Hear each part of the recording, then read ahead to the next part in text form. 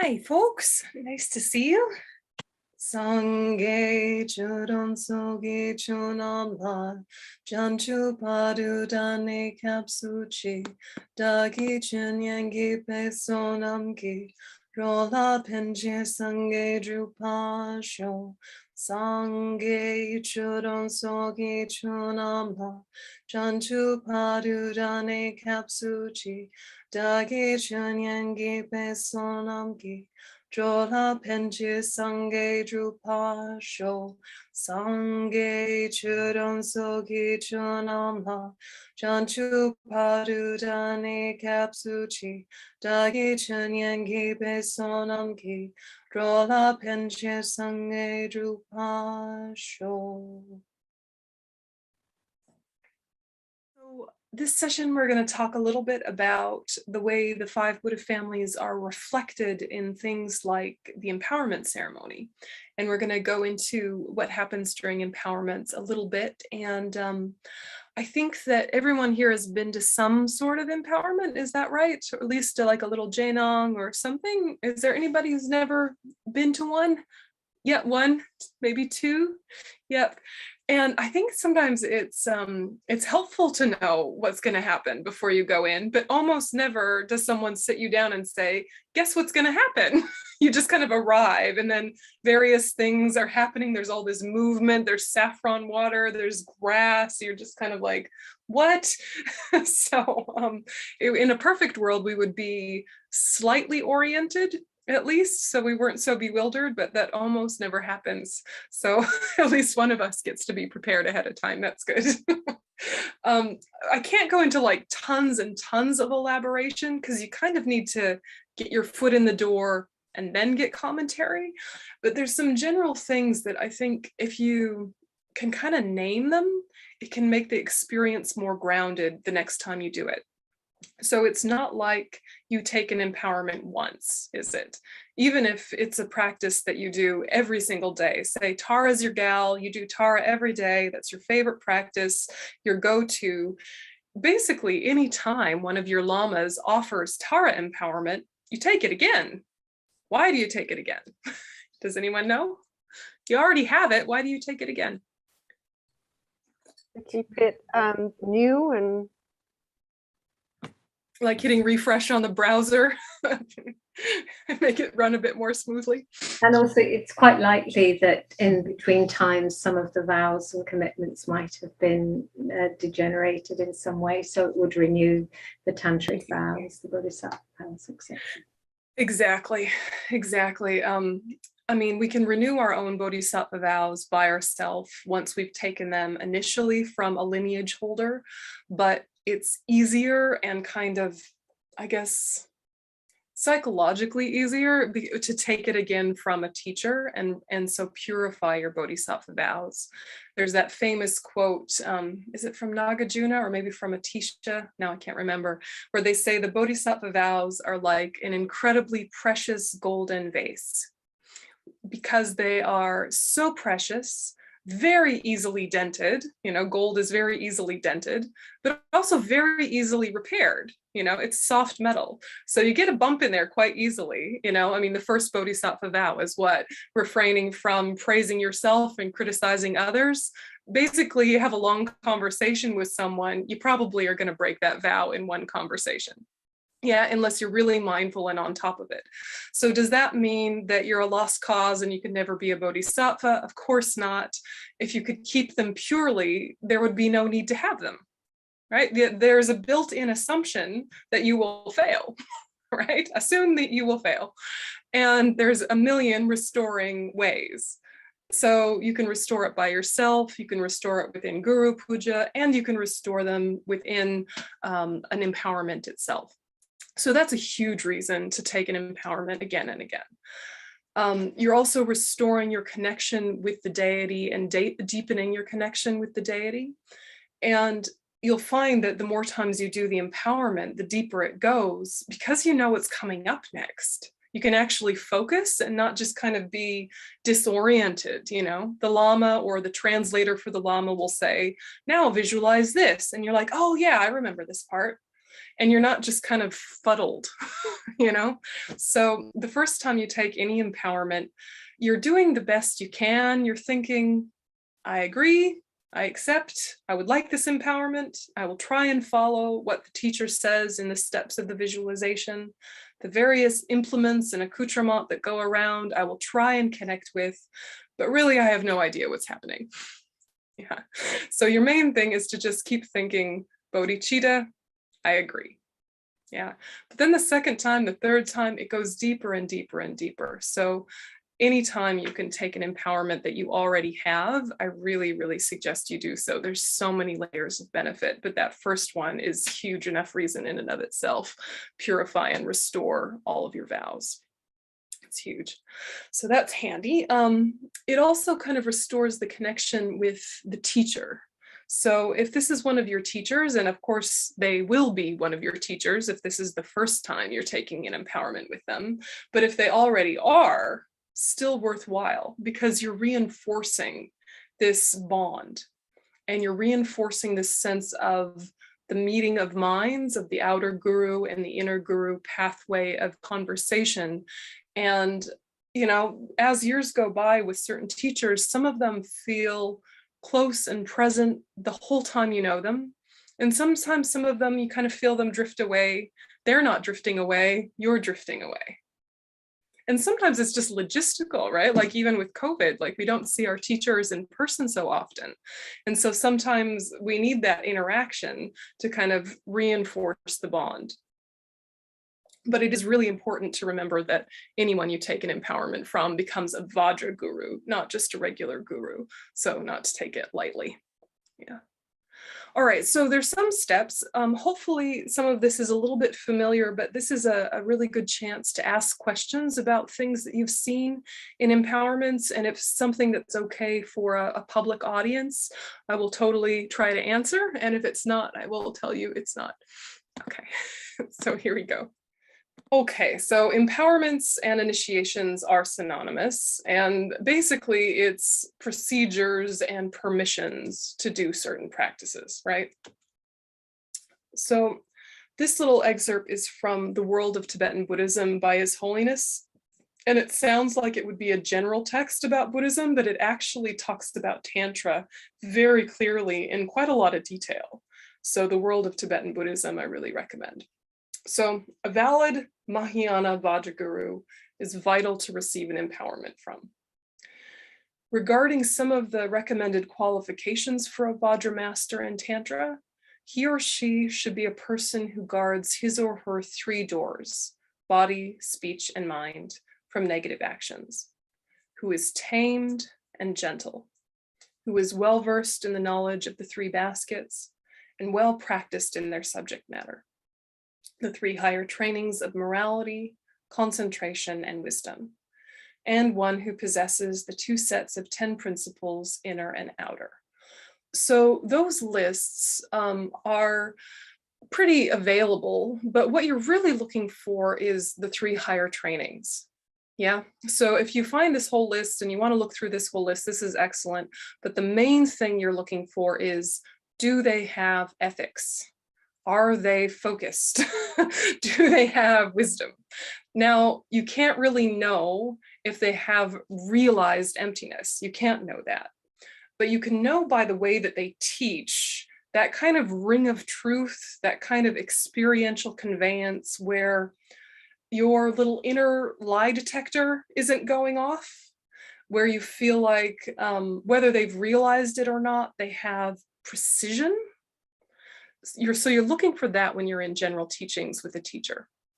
And then of course, do they seem to have some sort of inner structure, some sort of direction that they're going that's intentional? Can they meditate? These are things you can't really know. And then of course, you'll think of someone like Lama Zopa Rinpoche, who teaches in a completely non-linear way with a very abstract structure. And you wonder, does he have concentration?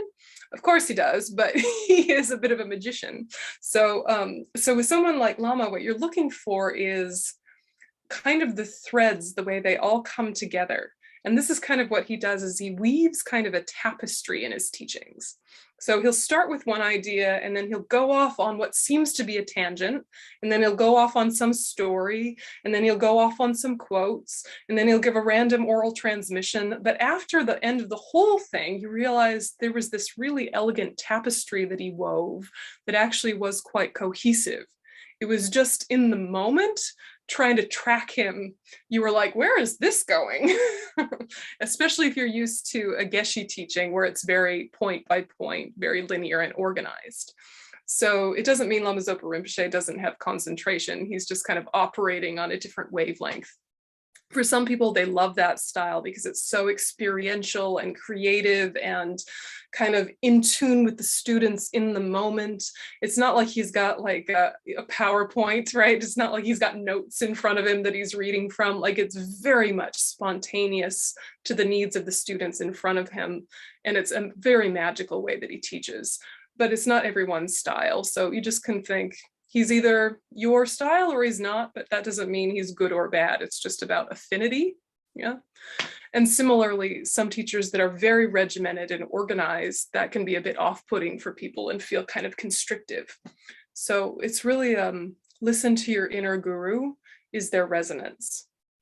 But it's so important that the first thing you do with a Lama is not an empowerment, right? If you're meeting a Lama, your first interaction shouldn't be, now I'm at an empowerment, taking an initiation from them, right? Your first interactions with them should be a general teaching, like a public talk or a Lamrim or a course, hopefully many, many. And through that process, you come to get to know them. And you can watch how they interact in between sessions, and you can read different stories about them on the internet, and you can ask them maybe even for a personal meeting one-on-one, and just really get a sense of them. Because when they later are in a deeper relationship with you and then show behaviors that trouble your mind, that troubles your practice. Yeah, so you want to make sure that the sort of behaviors and idiosyncrasies and human seeming foibles and all the different aspects are things that your mind has the space to bring into the wholeness of your practice. Yeah, and if their spectrum of behavior are not things that you can bring into the wholeness of your practice, respectfully, don't take them as a teacher. But with respect, knowing that some people really do resonate with them. It becomes a delicate thing, doesn't it? And you can see the potential for all sorts of pitfalls and all sorts of dangers. And Buddhism, like everything else, is full of human beings, right? And anywhere that there is power, there will be people who abuse power. We know this, we're grown-ups, yeah. But just to kind of make sure that we're not having rose-colored glasses just because it's the Dharma. The Dharma is perfect, the people who practice it are not, right? Yes. So eyes wide open. So you've got your eyes wide open. You found yourself a good Mahayana Vajra guru who has the lineage, who's offering an empowerment. Then what happens on the day? What's actually going to happen? So I'll show you some of the steps. And hopefully this is stuff that you've seen and maybe you know some things about it too and you can add. But empowerments, initiations, the term in Sanskrit is abhishekata. And this might ring a bell from the Chenrezig Sadhana when there was an empowerment section within the practice. There was abhishekata within a mantra garland. Anyway, it's translated as empowerment, but can also be called like an anointment or a permission. There's a lot of different translations. The basis of all tantric empowerments is Mahayana refuge. So there is no Tantra without Mahayana motivation, bodhicitta. There is no Tantra without refuge. So this is, of course, Buddhist Tantra, not other forms of Tantra. So the purpose of an initiation, just as the realization of bodhicitta, the aspiration to attain complete enlightenment for the sake of all living beings, is the entrance to the practice of the Bodhisattva vehicle in the sutra system. In the same manner, receiving an empowerment or initiation is only the entrance to the practice of Tantra. The general format of an empowerment ceremony is quite uniform among the three lower Tantras, but in the highest Yoga Tantra, because there is great diversity among the tantras belonging to this category, there are also many different kinds of initiations, which serve as the ripening factors specific to those various tantras. So there's 3 stages, and these are pretty across the board. All empowerments have these. This first stage is to bless the ground. And this is the job of the Vajramaster.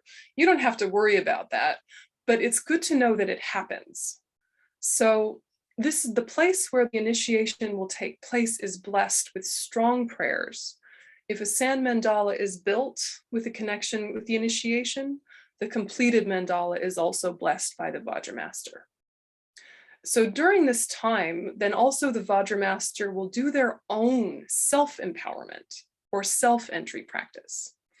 And while this practice is a practice that anyone who has completed an approximation retreat with fire puja can do, when a Vajramaster does this practice, it has particular power due to the depth of their practice. So some of the empowerment substances are also blessed at this time. So this is usually early in the day of the empowerment. So if you're going to the Dharma Center, you know, it's the empowerment is scheduled at, I don't know, 1 in the afternoon. You might think, I'd like to go to the Gompa early and have a look around and do my practice and get my seat together. And you might not be allowed in. Depends on the teacher, yeah?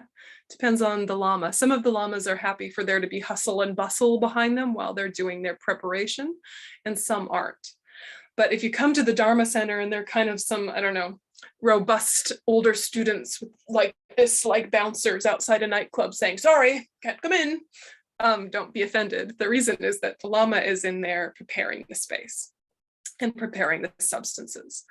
And the first thing that you're going to have is, before you even come into the Gompa, a little bit of saffron water is going to be poured in your hand, and you're going to take it and swoosh, yeah, like it's mouthwash, and then spit it out somewhere where people aren't walking. Some people say it's okay to go ahead and swallow it, but that blessed saffron water came from the Lama a few hours before. They did a whole blessing procedure of that to help kind of both psychologically and physically cleanse, so that you enter into the sacred space a bit more prepared. Yeah, so I'm thinking you've seen this, yes, the saffron water to cleanse before you go in. So that all is prepared in those early stages. And self-empowerment of any deity, the practice that the Vajramaster does in the morning, it's going to take a couple hours, right? It's a kind of a long process. So there might be a lot of comings and goings of various attendants and helpers. There might be all sorts of smells and bells emerging from the Gompa. So it's just something to know that's happening. What can happen is people are so excited to see each other at a Dharma Center that they get kind of gossipy and chatty and are around the Gompa kind of being busybodies or whatever, you know, and you want to say to them, let's just really enjoy the space. Let's enjoy the time, and let's kind of like bring the volume down, get into a more contemplative space, but not in a tight way. Yeah, not in a tight way. So as with so many things in the Dharma, there's the advice you tell yourself, and there's the advice you tell other people, and they are not the same advice. Yes, unless you're in charge. Yes, if you're in charge, same advice, right? But these are things to say to yourself, is keep a calm, happy, peaceful, contemplative space before entering into the sacred space.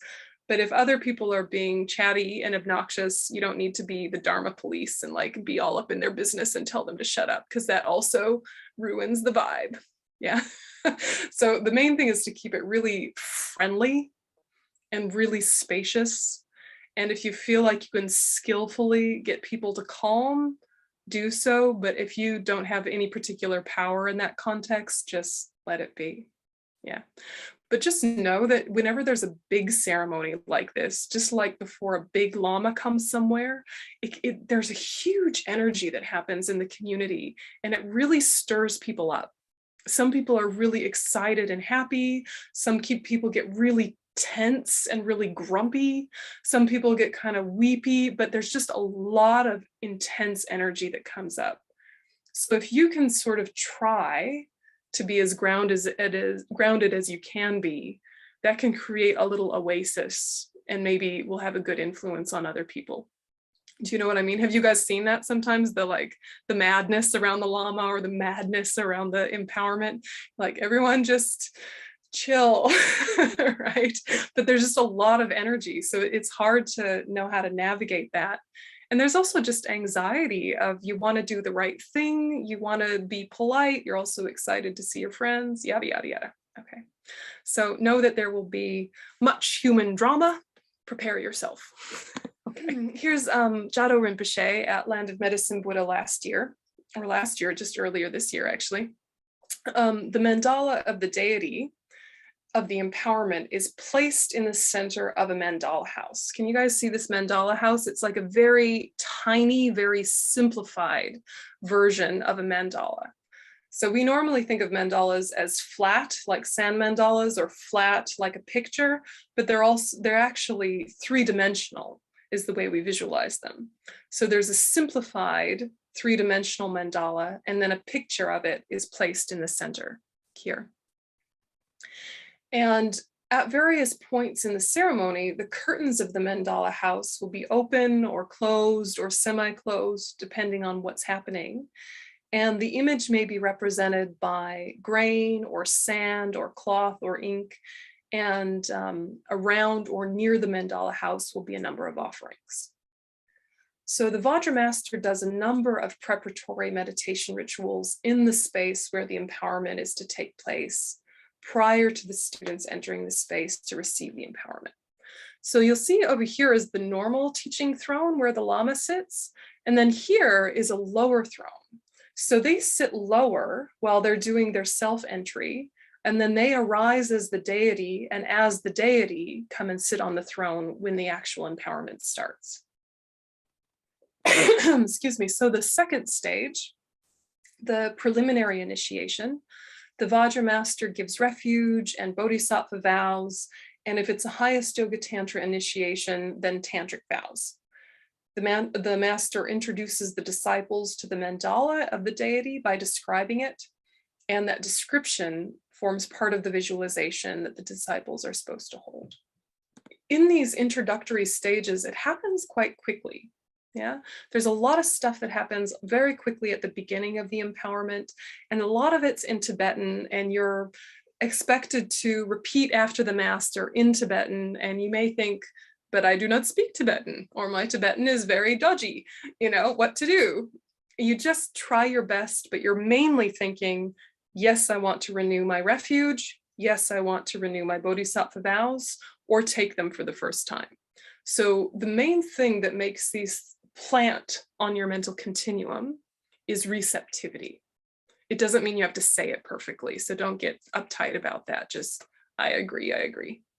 And of course, if you don't agree, you wouldn't be there in the first place, right? So you're thinking, yep, I agree, yep, I agree, like that. All right, then comes, or also in this first part, right, this is all in the first like 10, 15 minutes, there's sometimes gonna be a gektor.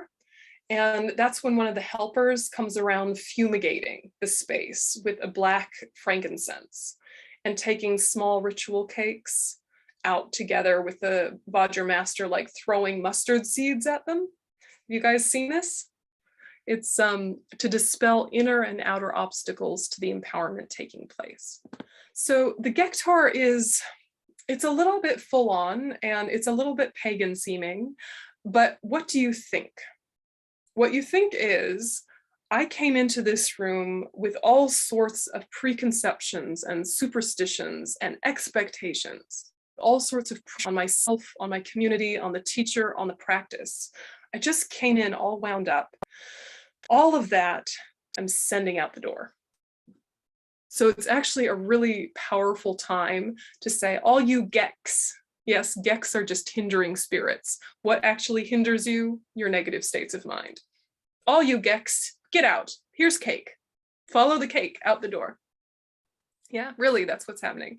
Now, there also are hindering spirits who are literally spirits who literally want to interfere with religious practices, but you don't want to get too superstitious and weird about it or give them too much energy or, you know, just like, don't get funny about it, okay? Just think they're beings with minds and Buddha nature, just like us. Wish them well, give them cake, send them out. Yeah. I remember 𝐀𝐴 saying such nice advice about this to one woman who was really worried about all sorts of spirits and things in her house. And she said, what's the best practice to do to get rid of spirits in the house? And 𝐀𝐴 said, send them compassion. Yeah, send them compassion and then shift your focus. Yeah. So a 𝐾𝐿 is mainly for your own mind. Yeah, of course, it also is helping clear the space if there's any interferences. Some teachers, like His Holiness lately hasn't been doing a 𝐾𝐿 as often. He says it also does the trick to just meditate on emptiness. Yeah, also does the trick. But if you see this where there's attendants walking around with smoking, billowing things and little cakes and mustard seeds and all sorts of noise, your job is to just stay centered and think, all of my rubbish, all of my negative states of mind out the door. Does that make sense? Yeah. Do you have any questions so far about these bits? Do we also do 𝐾𝐿 before a retreat, not just you know, as part of an empowerment, but to purify before a retreat? Yeah, you do it before a retreat. You can also do it if you move into a new house. You know, you can do it if you've just built a new house or just renovated. You can do it if the space feels a bit weird. Yeah, 𝐾𝐿s are handy, and it's a fairly short practice, but you need to have highest yoga tantra empowerment to be able to do it. But yeah, you do it before retreats for sure. Can I just ask, if you are doing a retreat and you want to do 𝐾𝐿, but there's only one of you haven't got an assistant, is it all right if you mentally remain on your cushion, but actually go out in your garden with your cakes and incense and stuff? Well, you physically do it. You just have to kind of, you know, have the text and be like, I'm doing this mantra. Okay, put it down and like fumigate, and then come back, look at the text, and then, you know, do. And yeah, it's awkward, but you can do it by yourself. Thank you. And obviously you can't throw mustard seeds at yourself while leaving the room, right? I mean, you could, it would be amusing to watch, but you're throwing the mustard seeds out the door, and then you stand up and take the cake out, and, you know, so you just have to break it into jobs an individual can do, but you still do all the jobs. Yeah, cool. Thank you. I asked my teacher once when I wanted to do a fire puja at my folks' house, and my folks are not Buddhist, but they have somewhere a person could do a fire puja, and I said, can they help me? They're not Buddhist, I mean, let alone having Tantra, can they help? And he said, yeah, if they're not reading the sadhana, you know, if they're not looking at the sadhana and they're not looking at the substances, they can hand you a plate of rice, you know, they can hand you stuff.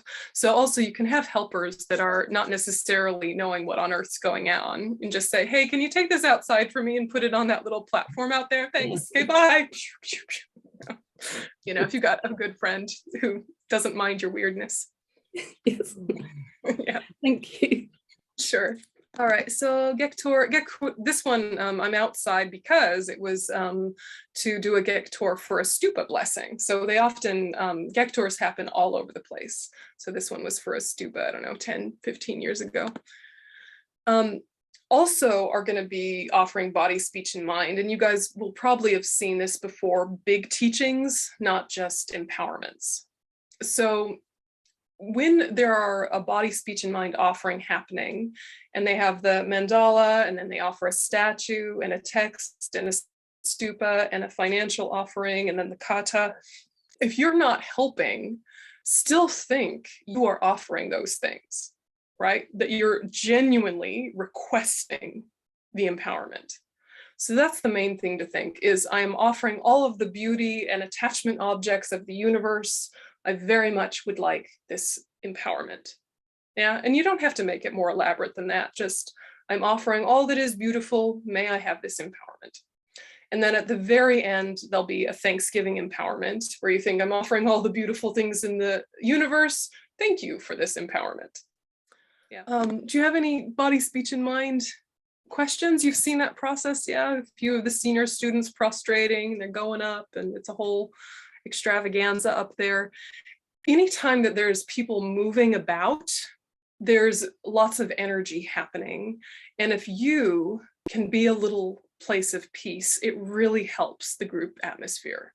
So if you're not one of the helpers, really consciously think, oh, the new people especially will get unsettled by this, ground. Yeah, like really stay together with the chant leader, really try and do your meditation as good as you can. That kind of stuff can really help the group experience for you guys who have done it once or twice or know some Buddhism. Yes, because there will be brand new people. There'll probably be even people who aren't even Buddhist yet that just sort of like karmically wound up there. It happens. They, you know, and theoretically you should understand renunciation, bodhicitta, correct view, have checked out the Lama, know what you're doing sort of. That does not always happen. That often doesn't happen. And some random guy off the street will be like, I'd like to go here today, you know, because they've got the guru hooked them in. So for the sake of the new people especially, just staying really grounded as an older student can be a huge support. So a Vajra master can perform 2 levels of initiation ceremony. The first is called Wong in Tibetan, which loosely means belongs to me. And this is what we generally think of as an initiation, a ceremony that gives someone the right to do the practice. But the term initiation can also be used to describe the Tibetan 𝐴𝐻𝑛𝐨, right? So a 𝐴𝐻𝑛𝐨 is also a ceremony that grants permission to practice a deity, but it's not considered like a full initiation because it does not have the Vaz initiation, which we're going to talk about. So at the 𝐴𝐻𝑛𝐨, the Vajra master simply introduces the disciple to the deity through the blessing of the deity's body, speech, and mind. To receive a 𝐴𝐻𝑛𝐨 in a particular class of Tantra, we need to have already received an initiation in either that class or a higher one. So what this means logistically, usually in the advertising, it will say whether it's a full initiation or a subsequent permission or 𝐴𝐻𝑛𝐨. But the way that it's easiest to find out is a 𝐴𝐻𝑛𝐨 is probably 2 to 4 hours. An initiation is usually 2 days. Yeah, and they're not necessarily all day, but like an initiation is usually a couple hours in the preliminary day and you're given grass and protection cords and all sorts of stuff and you're preparing. And then the next day is the full initiation ceremony. It goes many hours. There's many visualizations. You get bonked on the head with various things. You're drinking saffron water. All sorts of stuff is happening at an initiation. At a 𝐴𝐻𝑛𝐨, there might be some water at the beginning as you come in. No grass, no protection cords, just a gentle visualization. And you might repeat after the Lama the mantra of the deity. You probably will renew refuge in Bodhisattva vows, but it's not nearly as elaborate a thing. So if you've had a great empowerment, a great initiation that goes over a couple days, then once you take a 𝐴𝐻𝑛𝐨, you can add that to your practice and arise as that deity.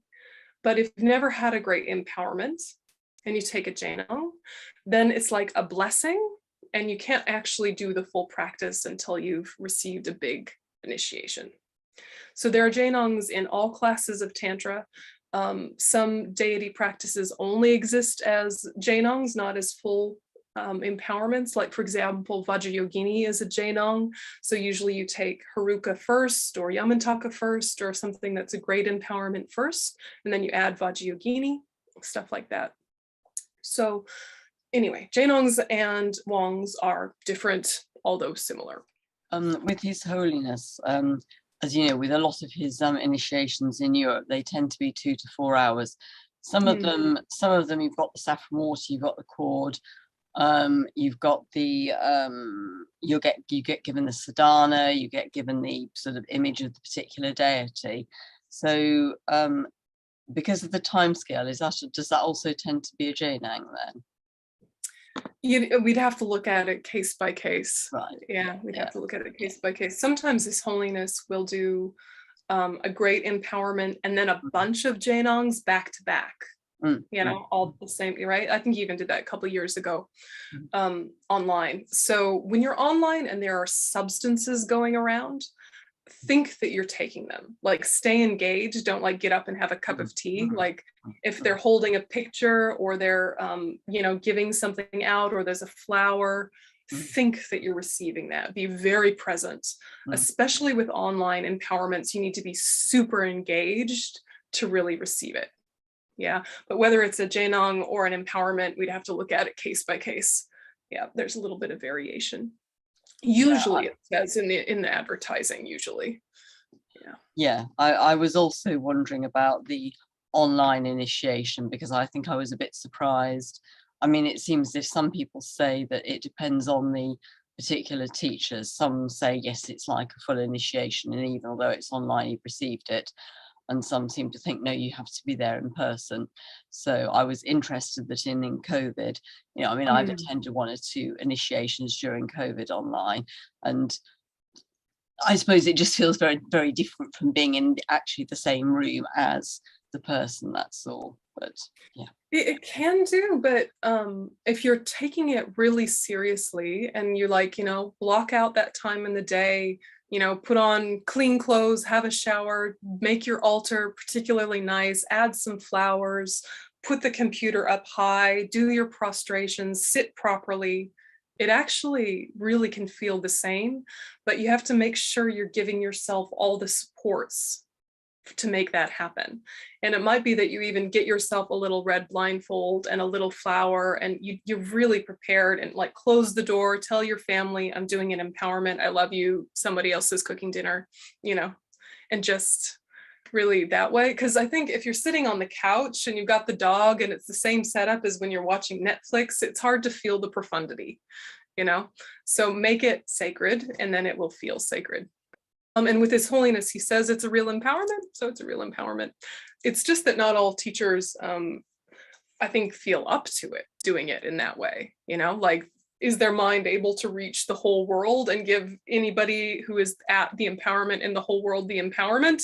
His Holiness can. I'm not sure that all teachers can, so they don't all offer it in that context. They think, well, I can offer it to everybody in this room right now, but once they leave the room, my consciousness is not stretching far enough. You know, I don't know how these things work, but we trust His Holiness, yeah. At an empowerment, your first empowerment might be highest yoga tantra. It might be, and you've never taken anything lower before or anything before. You go straight into the deep end. But at that empowerment, you're taking refuge, you're taking Bodhisattva vows, then you're taking tantric vows, then you're doing the initiation in a linear sequence for sure. Yes. But yes. in that same day. Yeah, that I understand. So just wondering. Yeah, no, it's totally, and it's not that you go through the 4 classes of Tantra, like, I'm going to practice lowest Tantra for 5 years and then second Tantra for 5 years. It's not like that at all, no. They're all just tools in your tool belt. So the lower Tantra ones are when you really want more health, long life, and support for calm abiding and special insight. The higher Tantra ones are really for the quick path to enlightenment, to clear those obscurations very, very swiftly. And even if it's your first tantric empowerment, you still need to make sure you're very grounded in the preliminaries, particularly renunciation. Because as you start to get better at meditation, it's easy to get lost in it and forget the point is bodhicitta. The point is to get out of samsara. The point is to realize emptiness, right? You can just be like, wee, right? Yeah. Yeah. Does that make sense? I think as long as the motivation is like, I'm doing that because I want to help others, or helping others not out of my interest, is all like, yeah, the bodhicitta and emptiness and renunciations. So I think I get it. Thank you. Yeah, just gently, and I think you're doing just fine. Well, I just wanted to mention about that empowerment. You mentioned very early on yesterday about guru yoga. If you took it as an empowerment and not as a blessing, then you have the commitment to do the 6-session guru yoga practice 3 times in the morning, 3 times in the evening, ever after. And 6-session guru yoga is not a long practice. It's, you know, 3 rounds in the morning takes about 20 minutes. 3 rounds at night takes about 20 minutes. It's basically a way for you to keep all of the samayas. So you're able to fulfill the commitments related to the 5 Buddha families. So the 5 Buddha families each have some samayas related to each of them. There's a really good commentary by Lama Zopa Rinpoche that you can get on the FPMT shop to just kind of like dig into the practice kind of verse by verse. and just see, what does that mean? You know, some of it's obvious, right? It's refuge and bodhicitta and four immeasurables and perfect human rebirth. Some of it's very obvious, but there's going to be some stuff in there that you're like a bit of a head scratcher. Yeah. And the tantric vows in particular are a little bit bewildering and need commentary.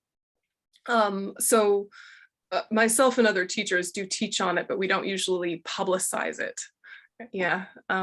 So make sure you ask your teachers for commentary on it. And if you want anything about the vows, probably the clearest, simplest one that's easy to get is by 𝐻𝐿 𝐷𝐿 Lobsang Tarchen. And it's just called 6-Session Guru Yoga. It's only available in hard copy, but you can get it, you can order it online. It's just called 6-Session Guru Yoga, and you'll know you have the right one because it's got a yellow border and a light blue square in the center with a statue of Bodhisattva on it. And it's just a really excellent book. And probably your Dharma Center would have it hidden away somewhere in their Tantra section. And then you can be like, what is vow number 11? And just like look it up and be like, oh, okay. And you may or may not feel clearer, but it'll at least give you something to go on. Okay, thank you. Yeah. Look, I know sometimes you just kind of jump in the deep end and you're like, wait, what did I just do? And so does that mean I've missed my chance, that I kind of blown no, it? you're right. You're right. And you know, when in doubt, take it again, purify it, start from scratch. Yeah. With all of this, never feel like now that you have more knowledge that now you feel overwhelmed that you haven't been doing it right and now you just give up because it's hard. Yeah. Think, oh, now I know, good. Try again. Yeah, just try again. And tantric practices like that, where you sometimes have a ton of momentum and all sorts of cool stuff happening and connections with teachers, and then some dry years where you're just trying to keep the continuity and you're not having a lot of inspiration and you're feeling really like, I don't know, like a hypocrite or, you know, something. And really just keep remembering that your approach to practice is as important as the practice. Yeah. Like, what do you do when you meet confusion, when you meet boredom, when you meet, you know, sort of like dry years? What is your approach to practice as well as just the practice? So you sound like you're enthusiastic and curious and, you know, willing to dig in deeply. And I think that's really the main thing. Yeah. Well, there's one coming up this weekend. Yeah, we just tidied up. I got another bite of the apple. Look, and you've made connection with Tantra, which is a rare and awesome thing. So yes, just keep coming back to it. This course is a great thing to do to inform me. At the initiation ceremony, you get the red blindfold and the flower. And I'm wondering really how you're supposed to look after that. I thought His Holiness said to keep the flower with you at all times, but it's so fragile. What do people normally do? Because I was thinking, well, is there a holder? Do you wear it around your neck? What do you do with it? And I've actually ended up putting it on the altar, but that's not with me at all times. And I really worry about that. Yeah, one of the tantric commitments is to have all the implements on you at all times. And what most of us do is we just have a little picture and it lives on your phone or lives in a little laminated thing in a pocket, or, you know, it's just a picture of all the tantric implements, very, very tiny, printed out in a pocket. The flower, you can just think you've received it, really feel that you've received it. And then what you did, putting it on the altar, is very practical, and that works. So with these things,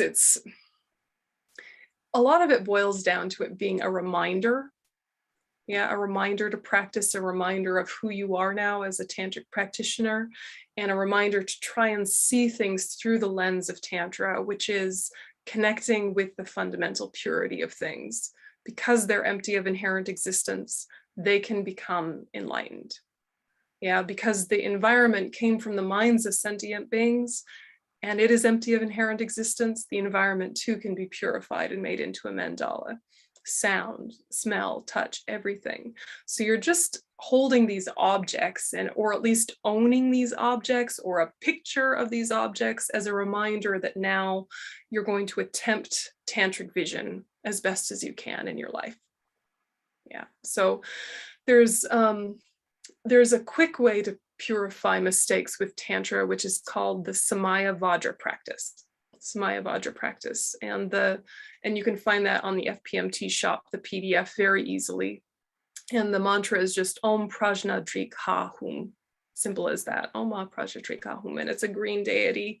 And you can do that if you feel like, oh no, I haven't been doing that correctly. But best is if you can do a full approximation retreat of one of your deities, because then you can do self-empowerment.